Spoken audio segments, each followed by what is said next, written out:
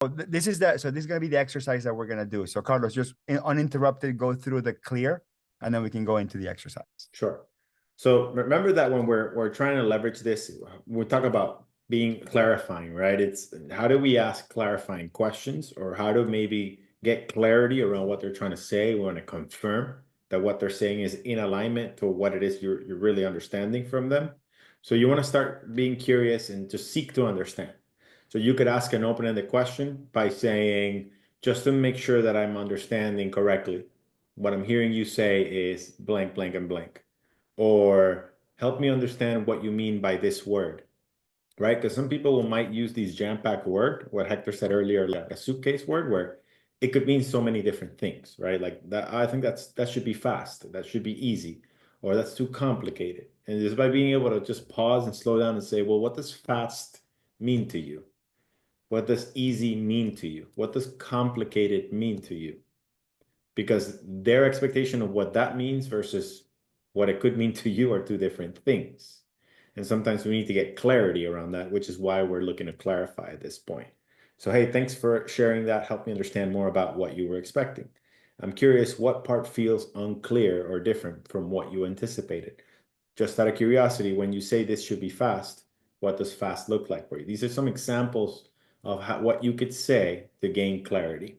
When we're looking at listening actively, all we're just really doing is trying to listen to the cues, the things that they're actually telling us. Do they feel a certain way? Are there specific words that they're using? Is there more context to the situation that will help you better understand what, their perspective versus what reality is? Was there something that maybe on your end, your firm, your team, you did or didn't do that you can then realign or acknowledge that maybe this is something that you need to reinforce, restate, demonstrate understanding, and this is where we paraphrase or we summarize. So what I'm hearing you say is blank. What I'm hearing you say is this. All right. An example, it sounds like timeline wasn't clear, and this is what has caused the frustration. Is that correct? Or it sounds like what we talked about in the beginning, based on compared to what ended up happening, is not the same of so on and so forth. Is that what I'm hearing you say?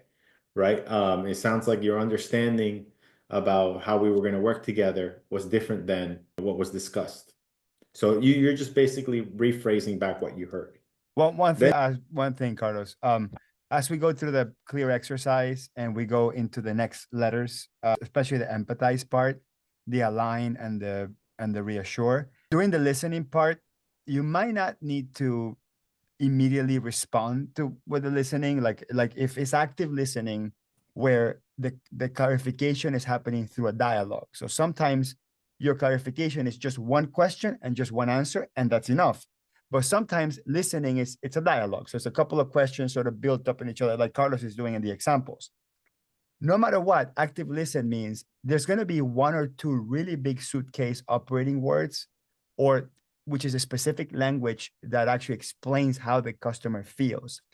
That word, you need to grab it. You need to figure out which is that big word, which is that emotive word that they used during there, and you're going to insert it in the empathy portion. So the empathy portion must include the ethos of what the customer said during that. So that's I'm saying, not just respond immediately, just make sure you grab the essence of what they're saying and use it on the next sentence. And then ultimately we just want to acknowledge, right? Acknowledge that what it is that they're experiencing, and then let's not try to be defensive. Instead, just seek to understand. And we could say something, I understand how this could feel disappointing. Your concerns are valid. Let's address them, right? And then ultimately, when we look at alignment, is where you're now communicating what the new agreement will be, where both of you are going to be on the same page, where you're going to either offer a solution or an alternative with their expectations that make sense for both parties, as a something to move forward with that makes sense if both are in alignment. That's why it's called align. Look to collaborate on how to address the issue that makes the most sense. And so here's what we can do to resolve this. Let's confirm how we can make this work for you moving forward. So we're now going into solution mode. But prior to that, we just want to listen. We want to clarify. And we want to make sure that we're empathizing and helping them understand that we understand their perspective.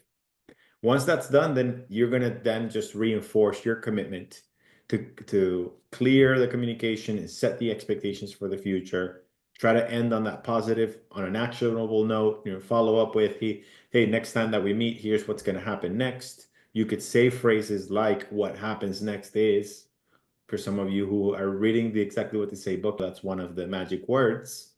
So you're setting the right expectation around what they should be expecting. And that's in essence how you do it.